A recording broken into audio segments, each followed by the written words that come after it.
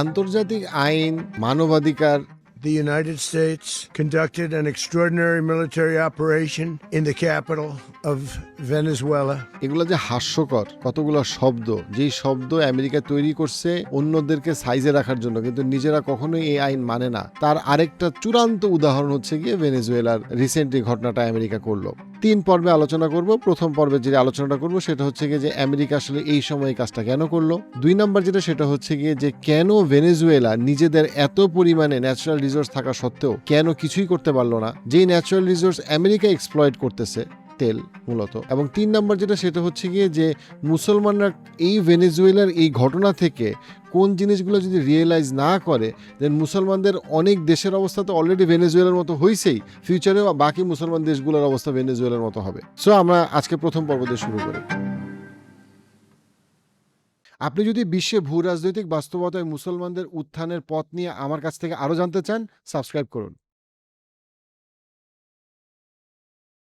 এই ব্যাপারে কোনো সন্দেহ নাই যে মাদুরো অবশ্যই একটা খারাপ দুর্নীতিগ্রস্ত লোক ছিল, বামপন্থী, এবং তাকে নিয়ে ডিটেলস কালকে আলোচনা করব।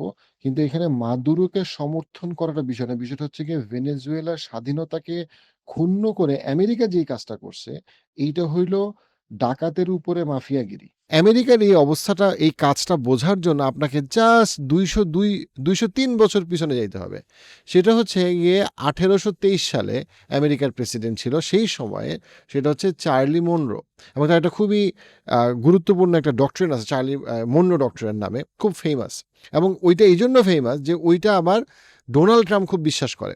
সেই সময় কনটেক্সটটা যদি আপনি বোঝেন, সেটা ছিল কি, সেই সময় সবচেয়ে সুপার পাওয়ার আমেরিকা ছিল না, সুপার পাওয়ার ছিল হচ্ছে ইউরোপ। তখন ল্যাটিন আমেরিকার নতুন যেই দেশগুলা, সেই দেশগুলা মাত্র ছোট ছোট দেশ স্বাধীন হইতেছে। ইউরোপ ছিল পৃথিবীর সবচেয়ে বড় ডাকাত, কলোনাইজ করতো ইত্যাদি। আমেরিকা চিন্তা করলো যে, এবং আমেরিকার সাথে তখন ইউরোপের সম্পর্ক ভালো না, নানা জায়গায় তাদের মধ্যে কনফ্লিক্ট চলতেছে। এখন আমেরিকা চিন্তা করলো আমাদেরকে এমন একটা বুদ্ধি করতে হবে যেন ইউরোপ সামহাও আমাদের বর্ডারের সাথে যে দেশগুলো আছে, উইচ ইজ ল্যাটিন আমেরিকা, এগুলোকে যেন তারা কলোনাইজ না করে। কারণ এগুলোকে কলোনাইজ করলে আমেরিকার একদম বাউন্ডারিতে ইউরোপের পাওয়ার চলে আসবে, তখন আমেরিকার সিকিউরিটি থাকবে না। এখন আবার আমেরিকা যদি বলে যে আমরা ল্যাটিন আমেরিকার নতুন দেশগুলো কলোনাইজ করব, তখন ইউরোপ বলবে তোরা কলোনাইজ করার কে, তোরা তো ছোট ভাই, তোদের তো টাকা পয়সাও কম, উনি 1823 সালের কনটেক্সটে বলছে, এবং তোদের সামরিক স্ট্রেংথও কম, আমরাই কলোনাইজ করব। তখন মনরো চমৎকার একটা মুনাফিকি করলো। হ্যাঁ, এবং এই মুনাফিকিটা কি করলো, সে কথা বললো একটা, বুঝাইলো আরেকটা।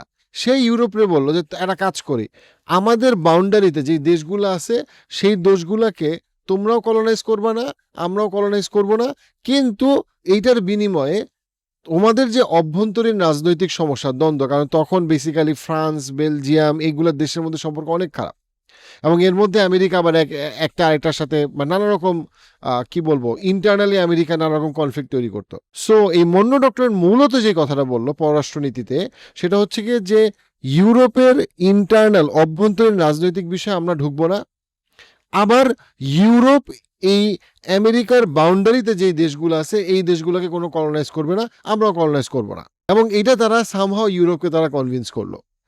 এবং ইভেনচুয়ালি তারা কি করলো দেখেন, তারা যেটা করলো সেটা হচ্ছে গিয়ে তারা সরাসরি ল্যাটিন আমেরিকাকে কলোনাইজ করে নাই, কিন্তু তারা ইনফর্মালি সফট কলোনাইজেশন কিন্তু প্রত্যেকটা কান্ট্রিকে করছে সেই সময় থেকেই।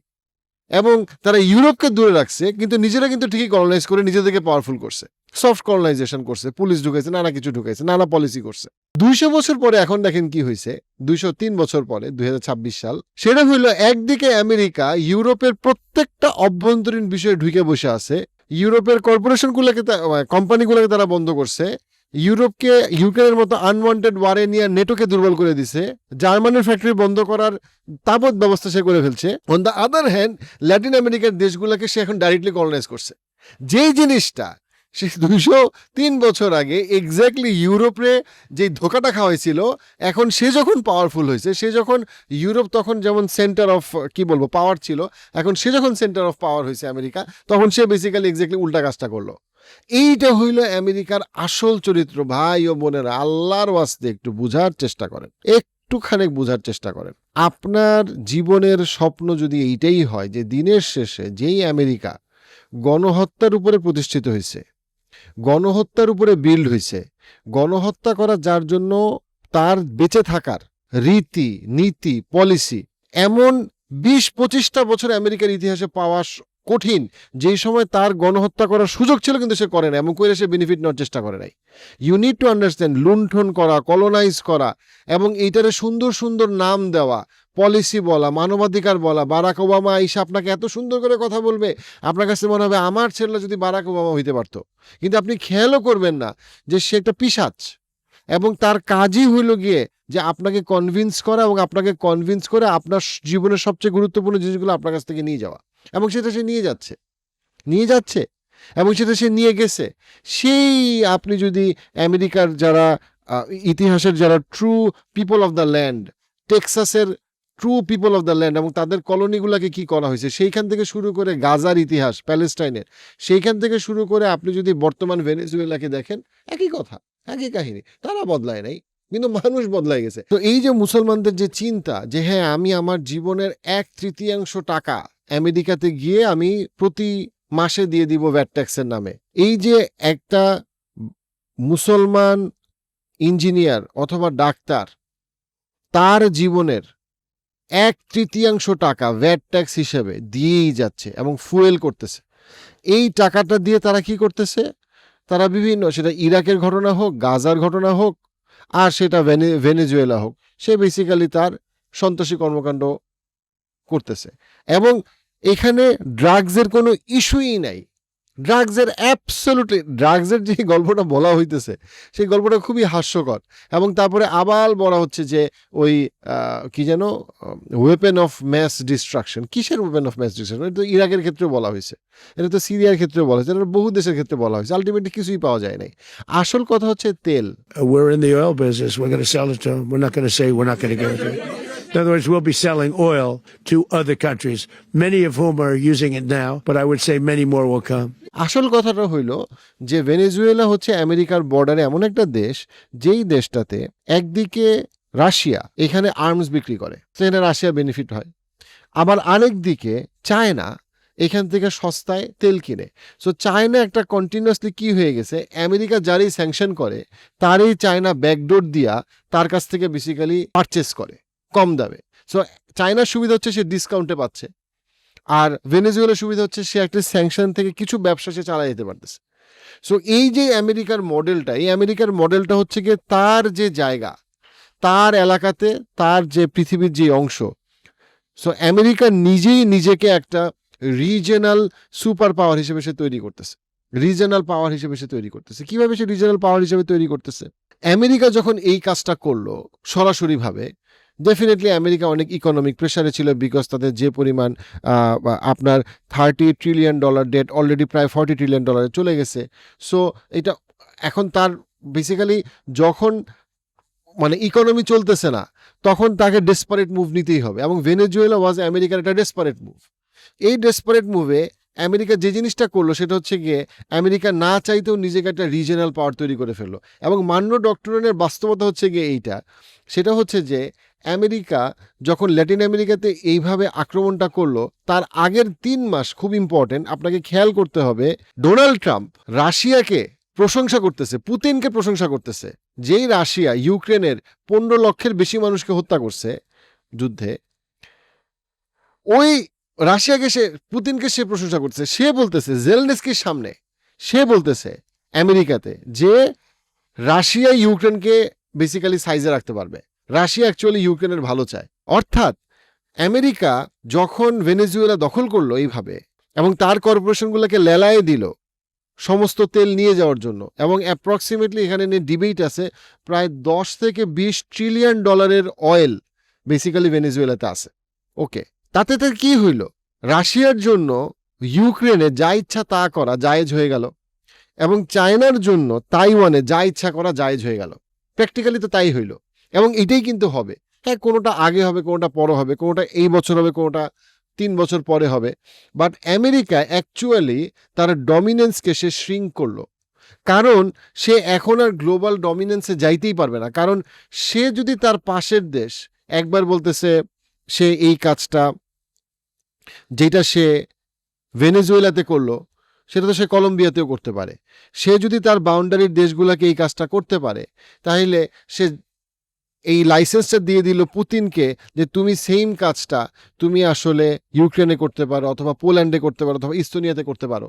আবার সে চায়নাকে এই মেসেজটা দিয়ে দিল যে তুমি চাইলে এটা তাইওয়ানে করতে পারো। So there is a greater agreement যে তুমি তুমি যদি বিশাল দেশ হও, তুমি তার আশেপাশের ছোট দেশটাকে তুমি এই কাজটা করতে পারো। এখানে কোনো মানবাধিকার বলে কিছু নাই।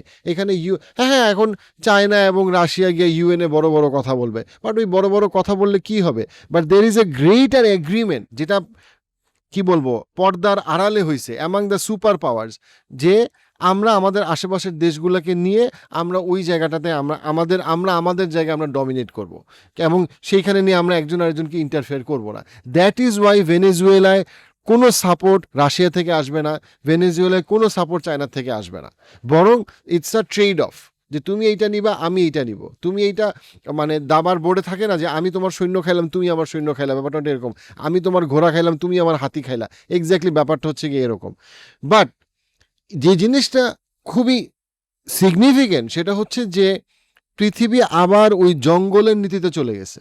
এখানে মানবাধিকার, আন্তর্জাতিক আইন, ইউনাইটেড নেশনস, এগুলো জাস্ট ফর শো, এগুলো থাকবে, এগুলো শোপিস। এখানে এইসব সিওপিতে হবে, ইউনাইটেড নেশনস থেকে মানুষজন বড় বড় কথা বলবে, কিন্তু দিনের শেষে when chips are down, যখন ইকোনমি ভালো করতেছে না, তখন যার যেটা দরকার সে সেটা করবে। সবাই জানে এটা তেলের জন্য করতেছে, কিন্তু গল্প বলবে একটা যে না আসলে ড্রাগের জন্য। কিন্তু আমেরিকাতে তো সবচেয়ে বড় ড্রাগের সাপ্লাই হচ্ছে গিয়ে কোন দেশ? কলম্বিয়া। তাহলে তো তোমার কলম্বিয়াতে অ্যাটাক করো, তুমি তো কলম্বিয়াতে তুমি করো নাই। তুমি কি করছো? তুমি ভেনেজুয়েলাকে অনেক বছর ধরে তুমি তাকে ইকোনমিক স্যাংশন দিছো। ইকোনমিক স্যাংশনের কারণে ওই দেশটা কি হয়েছে? ওই দেশটার কারেন্সি ফল করছে, এবং ওই দেশটাতে তুমি কন্টিনিউয়াস স্যাংশন দিয়ে এমন ব্যবস্থা করছো যেন তার ইকোনমি উঠে দাঁড়াতে না পারে। তখন এই দেশটা বাধ্য হয়ে চেষ্টা করছে ব্যাকডোরে কিছু তেল বিক্রি করে ঘর সংসার চালাইতে দেশের। সেটাকেও তুমি করতে দাও নাই। তখন অটোমেটিক্যালি কি হয়েছে? এই দেশটা একসময় যখন একদম দুর্বল হয়ে গেছে, ইন্টারনাল টেনশন বেশি, তখন তুমি ওইটার মধ্যে তুমি একটা দালাল তৈরি করছো। ওই দালালটা হচ্ছে মারিয়া। ওই মারিয়ারে তুমি আবার যখন দেখছো যে এরে আসলে উঠায় আনতে হবে, তখন তুমি একে হালকা প্রমোশন হিসেবে তুমি তাকে শান্তিতে নোবেল পুরস্কার দিছো। শান্তিতে নোবেল পুরস্কার দেওয়ার মাত্র 1 বছরের মধ্যে তুমি বেসিক্যালি মানে কথা নাই বার্তা নেই, তুমি তোমার স্পেশাল ফোর্সে দিয়ে তুমি বেসিক্যালি সব টাকা তুমি তাকে সস্ত্রীক তুমি তাকে উঠায় নিউ ইয়র্কে নিয়ে গেছো। তুমি ভেনেজুয়েলার প্রেসিডেন্টকে নিউ ইয়র্কে নিয়ে নিউ ইয়র্কের আইনে বলতেছো তার বিচার হবে। মানে কতটা বর্বর এবং অমানবিক যে একটা স্বাধীন দেশের প্রেসিডেন্টকে তুমি তুইলা নিয়ে গিয়ে জোর করে তোমার দেশের আইনে তুমি বিচার করতেছো, এবং তুমি এটাকে বলতেছো সুবিচার, তুমি এটাকে বলতেছো পৃথিবীর এটাকে স্বাভাবিকভাবে নেওয়া উচিত। এটা পুরো জঙ্গলের আইন, যে শিয়াল একটা ভেড়ারে কিডন্যাপ কইরা শিয়ালের নীতিতে ভেড়ার বিচার হইতেছে। তো এই যে বাস্তবতা, এই বাস্তবতার মধ্যে আরেকটা খুব ইম্পর্টেন্ট জিনিস হচ্ছে বোঝা, যে মানুষ মনে করে আহারে ভালোই তো হইলো যে $10 ট্রিলিয়ন আমেরিকাতে গেল, আমেরিকার ডমিনেন্স বাড়লো। ফালতু চিন্তা কেন করেন? কেন ফালতু চিন্তা করেন? কেন আপনি মনে করেন যে আমেরিকার কর্পোরেশনগুলা, বড় বড় অয়েল কোম্পানিগুলা, তারা যে ন্যাচারাল রিসোর্স এক্সট্র্যাক্ট করবে, সেটা এক্সট্র্যাক্ট করার পরে সেটা সাধারণ মানুষের মধ্যে পাবলিক ফান্ড হিসেবে দিবে, পাবলিক স্কলারশিপ দিবে? কবে এটা হয়েছে? ইরাকের যুদ্ধের পরে, আফগানিস্তানের যুদ্ধের পরে পাবলিক ফান্ডে কোন টাকা গেছে? কোন টাকা গেছে রে ভাই? আপনি দেখেন, আমারে দেখান না যে ভাই ইরাকের থেকে যে তেল গেছে, এই তেল আমেরিকার হোমলেস মানুষ পাইছে, আমারে দেখান তো। অথবা স্টুডেন্ট ডেট কমছে, দেখান তো। জীবনেও না। কি হয়, এই যে ভেনেজুয়েলাতে যত মিলিটারি অ্যাটাক হয়েছে, এইটার টাকা আসছে হচ্ছে গিয়ে ভ্যাট ট্যাক্সের টাকা থেকে, পাবলিকের টাকা থেকে। পাবলিক যে ভ্যাট ট্যাক্স দেয় সেই টাকা দিয়ে যুদ্ধটা হয়। কিন্তু যুদ্ধের পরে বড় বড় কোম্পানিগুলোকে যখন লেলায় দেওয়া হয়, ওই কোম্পানির প্রফিট বাড়ে। কোম্পানি ম্যাসিভ পরিমাণে প্রফিট করে, তার কিছু অংশ তারা দেখায় খাতায়, কিছু অংশ তারা খাতায় দেখায় না। কিন্তু ওই কোম্পানিগুলো সাধারণ মানুষকে কিন্তু এই টাকাটা কখনো দেয় না। ওই কোম্পানিগুলো আবার এই পলিটিশিয়ানদেরকেই টাকাটা দেয়, ঘুষ দেয়, এর এজেন্ট বানায়, জেলেনস্কিরে বানায়, অথবা সে মারিয়ারে খোঁজে, অথবা ট্রাম্পরে একটা প্লেন দেয়, অথবা ট্রাম্পরে একটা নতুন বাসা কিনে দেয়, যেন তারা তার দালাল হিসেবে কাজ করে। এরা সবাই তার সেলস এজেন্ট, নেগোশিয়েটার, মিডিয়েটার। এদের কাজ হচ্ছে গিয়ে কোম্পানিগুলোকে আরো বড় করা। সাধারণ মানুষ কিছু পায় না। সাধারণ মানুষ দেখে যে ও যুদ্ধ লাগছে, জিনিসপত্রের দাম বাড়ছে। এবং এখানে আরেকটা জিনিস এখানে না বললেই না, সেটা হচ্ছে আমেরিকার একটা মেজর, এই যুদ্ধের পরে একটা মেজর কি বলবো, পাবলিক সেফটি কনসার্ন আরো বাড়বে। এইটাও ইন্টারেস্টিং কি দেখেন, আমেরিকাতে যারা থাকেন এবং যারা কয়েকটা, আমার 6টা স্টেট ঘোরা হয়েছে, সেই জায়গা থেকে, সেই অভিজ্ঞতা থেকে আমি বলি, আমেরিকার একটা সিগনিফিকেন্ট পপুলেশন হচ্ছে গিয়ে ল্যাটিন আমেরিকার। হিসপ্যানিক কমিউনিটি বেশ স্ট্রং। হিসপ্যানিক কমিউনিটি প্রচুর পরিমাণে, হিসপ্যানিক কমিউনিটির সেটা আপনার মানে বৈধ অবৈধ ব্যবসা প্রচুর করে। আমেরিকাতে হিসপ্যানিক কমিউনিটি অনেক বড় এবং দে আর ওয়েল কানেক্টেড, ল্যাটিন আমেরিকার সাথে ওয়েল কানেক্টেড, এবং তারা একটা বিশাল পপুলেশন কিন্তু আমেরিকায় থাকে। খেয়াল করেন কি হবে, তারা যখন এটা দেখবে যে ভেনেজুয়েলা এটা হইল, আপনার কি মনে হয় তারা বসে থাকবে? না, তারা অনেকেই কিন্তু বিভিন্নভাবে অ্যাগ্রেশন দেখাবে, এবং সেই অ্যাগ্রেশনগুলোকে যখন তারা দেখাবে তখন কি হবে, ডোমেস্টিক মানে আমেরিকার দেশের ভিতরে পাবলিক সিকিউরিটি প্রবলেম আরও বাড়বে। আমেরিকা যখন পাবলিক সিকিউরিটি প্রবলেম বাড়বে তখন কি হবে, সাধারণ আমেরিকানদের জীবনমান আরও খারাপ হবে। আবার কি হবে, তখন আইসের কার্যক্রম আরও বাড়বে, আইসের কার্যক্রম আরও বাড়বে, যেটা হচ্ছে গিয়ে ওদের দেশে ইন্টারনালি ইমিগ্রেন্টদেরকে চাপে রাখার জন্য তৈরি করা হয়েছে। আসলে পুরো সিটিজেনদেরকে আস্তে আস্তে চাপের মধ্যে ফেলতেছে। আচ্ছা, এই যে আইসের কার্যক্রম যখন আরও বাড়বে তখন আমেরিকার পলিসি মেকার এবং গভর্নমেন্ট বলবে এখন তো ইমিগ্রেন্টদের ক্রাইম রেট অনেক বেড়ে গেছে, আইসের ফান্ডিং 10 গুণ করতে হবে। তখন আইসের ফান্ডিং যখন 10 গুণ করতে হবে তখন এই ফান্ডিংটা পাবে প্যালেন্টিয়ার। ওই যে দেখছেন খেলাটা। অর্থাৎ আমেরিকার কর্পোরেশনরা যত বড় লোক হবে তাদের খিদা তত বাড়বে, তারা আরও বেশি পাবলিক ফান্ড তাদের কোম্পানিতে কেমনে নেওয়া যায় এটা পলিটিশিয়ানদেরকে নিয়ে তৈরি করে এই সিস্টেমটা তারা বানাবে। সো আলটিমেটলি জিতবে আমেরিকার বড় কর্পোরেশনরা। যে যুদ্ধ, যে অস্ত্র বিক্রি করে সেও জিতবে, যে তেল এক্সট্রাক্ট করে সেও জিতবে, যে প্যালেন্টিয়ারের মতো কোম্পানি সেও জিতবে। হারবে কে? সাধারণ মানুষ, সাধারণ আমেরিকানরা হারবে।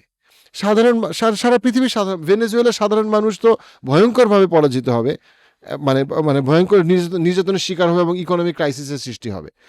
এই যে আমেরিকার বাস্তবতা, এই বাস্তবতা আমেরিকা কোনোদিন বদলায় নাই, এবং আমেরিকা এরকমই ছিল, আমেরিকা এরকমই থাকবে, এবং আমেরিকা সবসময় কতগুলো কর্পোরেশনের হাতে জিম্মি আছে এবং জিম্মি থাকবে, এবং আমেরিকার সাধারণ মানুষ ধাপে ধাপে সাফার করবে, কিন্তু তারা অনেকে বুঝবে না। কিন্তু সারা পৃথিবীর সামনে এই জিনিসটা উন্মোচিত হওয়া বা পরিষ্কার হওয়াটা খুবই দরকার, যেটা একটা জঙ্গলের নীতি। এখানে মানবাধিকার এবং যে সফট কথাগুলো বলা হয় এগুলার আসলে কোনো মূল্য নাই। মূল কথা হচ্ছে গিয়ে ডমিনেন্স, ডলারের ডমিনেন্স, এবং সব কিছুর তার নিজের সাপ্লাই চেনের ডমিনেন্স, তার ওয়েলথের ডমিনেন্স, এবং সেই তার ইকোনমিক পাওয়ারকে স্ট্যাবলিশ রাখা, মিলিটারি পাওয়ারকে জারি রাখা, এটাই হচ্ছে গিয়ে মূল কথা। প্রশ্ন একটা থেকে যায়, সেটা হচ্ছে যদি ভেনেজুয়েলার 10 থেকে 20 ট্রিলিয়ন ডলারের তেল থাকে তাহলে তারা কেন এত ভালনারেবল, তাদের মিলিটারি কেন এত ভালনারেবল, তাদের ইকোনমি কেন এত ভালনারেবল, কেন তারা উঠে দাঁড়াইতে পারলো না, কেন তারা একটা শক্তিশালী ইকোনমিক পাওয়ার হইতে পারলো না যার সাথে অন্যান্য, তারা কেন নিজেদেরকে প্রোটেক্ট করতে পারলো না, সেইটাই কালকের ভিডিওতে।